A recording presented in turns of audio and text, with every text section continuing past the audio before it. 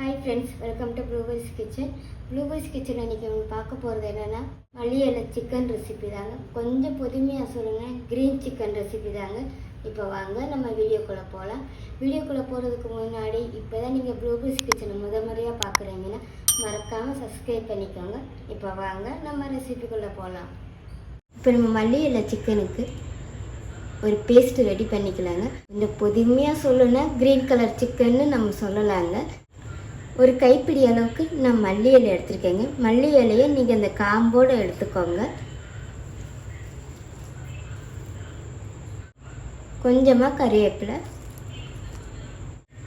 2 பச்சை மிளகாய், ஒரு துண்டு இஞ்சி, 4-5 பூண்டு பொடி பூண்டாக இருக்கிறதுனால நான் 4-5 எடுத்துக்கேங்க. பெரிய பல் பூண்டாக இருந்துச்சுன்னா நீங்கள் 2 சேர்த்துக்கோங்க. இப்போ நம்ம இதை நைஸான பேஸ்ட்டாக அரைச்சி எடுத்துக்கலாங்க.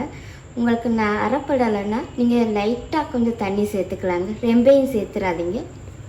இப்போ நமக்கு பேன் சூடாகிடுச்சுங்க, கொஞ்சமாக நல்லெண்ணெய் சேர்த்துக்கலாம். இப்போ நமக்கு எண்ணெயும் நல்லா சூடாகிடுச்சுங்க. 1/4 டீஸ்பூன் அளவுக்கு ஜீரகம், 1/4 டீஸ்பூன் அளவுக்கு சோம்பு, மீடியம் சைஸில் ஒரு பெரிய வெங்காயம் இந்த மாதிரி நிகழமாக கட் பண்ணி வச்சுருந்தீங்க. இப்போ இதையும் சேர்த்துக்கலாம். கொஞ்சமாக கறிவேப்பிலை, 1 டீஸ்பூன் அளவுக்கு ஜிஞ்சர் கார்லிக் பேஸ்ட். இப்போ நம்ம இதை நல்லா வதக்கி எடுத்துக்கலாங்க. பாருங்கள் ஃப்ரெண்ட்ஸ், நான் சொன்ன மாதிரியே வெங்காயத்தை நான் நல்லா வதக்கி எடுத்துட்டேன். இப்போ நம்ம இந்த ஸ்டேஜில் சிக்கனை சேர்த்துக்கலாங்க. இப்போ நான் சிக்கன் சேர்த்த அந்த ஸ்டேஜிலே நான் அந்த கொரியண்டர் சிக்கனுக்கு தேவையான அளவு உப்பு சேர்க்குறேங்க. எனக்கு அப்படினால அந்த சிக்கனெல்லாம் உப்பு நல்லா பிடிக்கும், அதனால தான்.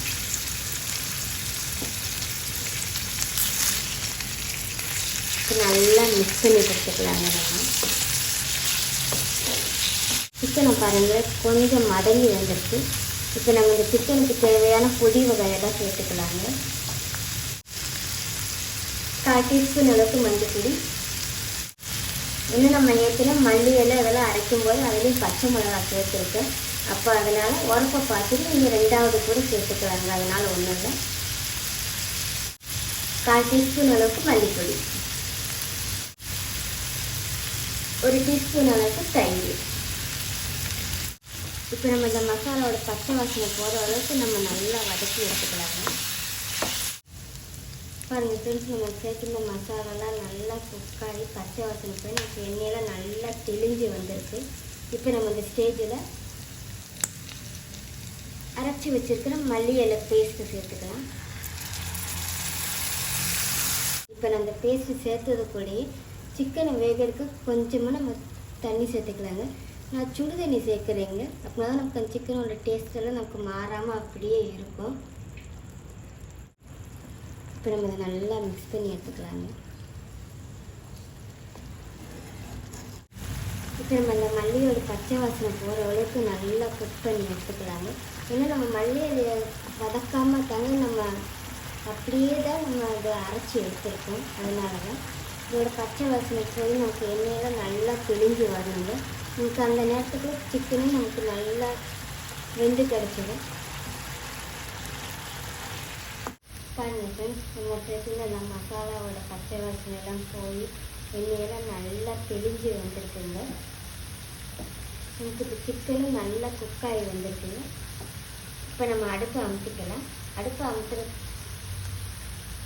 பாருங்கள் ஃப்ரெண்ட்ஸ், நான் சொன்ன மாதிரி நம்ம சேர்த்துள்ள மசாலாவோட பச்சை வாசனை போய் சிக்கன்லாம் நல்லா குக்காகி எண்ணெயெல்லாம் நல்லா தெளிஞ்சு வந்துருக்கு பாருங்களேன். அவ்வளோதாங்க. இப்போ நம்மளோட அருமையான கொரியண்டர் சிக்கன் ரெடி ஆகிடுச்சு. இப்போ நம்ம அடுப்பை அமுத்திக்கலாம். அடுப்பை அமுத்துறதுக்கு முன்னாடி கொஞ்சமாக கரம் மசாலா தூவிக்கிறாங்க.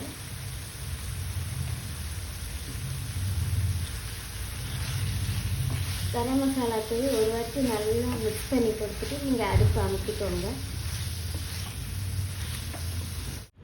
அவ்வளோதான் ஃப்ரெண்ட்ஸ், இப்போ நம்மளோட அருமையான கொரியண்டர் சிக்கன் ரெடி ஆகிடுச்சு. இந்த ரெசிபி உங்களுக்கு பிடிச்சிருக்குன்னு நினைக்கிறேன். பிடிச்சிருந்துச்சுன்னா மறக்காமல் ஃப்ரெண்ட்ஸ் அண்ட் ஃபேமிலிக்கு ஷேர் பண்ணி விடுங்க. மறக்காமல் ப்ளூபெர்ஸ் கிச்சனை சப்ஸ்கிரைப் பண்ணிக்கோங்க. தேங்க்யூ.